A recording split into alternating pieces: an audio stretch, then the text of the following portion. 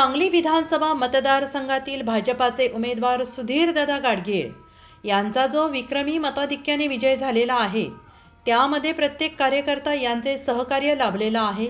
त्यामध्ये पहिलवान पृथ्वीराज भैया पवार तसेच त्यांचे सहकारी अहोरात्र भाजप उमेदवार सुधीरदादा गाडगीळ यांच्यासाठी तसेच निवडून येण्यासाठी विक्रमी मतदान कसं मिळेल याचा आटोकाट प्रयत्न त्यांनी केला आहे। हे कोणाला डावलता येणार नाही।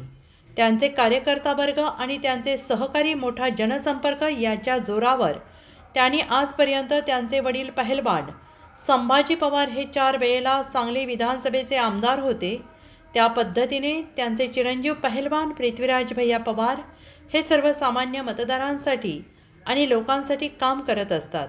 त्याचाच निकाल म्हणून भाजपा उमेदवार सुधीरदादा गाडगीळ यांनी भरभरून यांना मतदान केल्याचं दिसत आहे आणि आज त्यांनी केलेल्या कामाची दखल घ्यावी म्हणून त्यांचे कार्यकर्ते वरिष्ठांकडे मागणी करतानाचे दिसत आहेत आणि त्यांच्या कार्याची दखल घेतलीच पाहिजे असे कार्यकर्त्यांची मागणी आहे।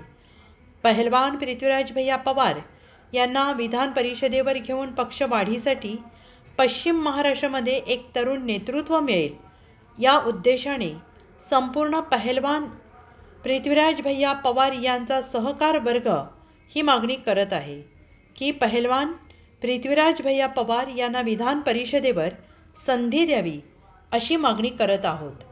पत्रकार राजेंद्र शिंदे, झी न्यूज।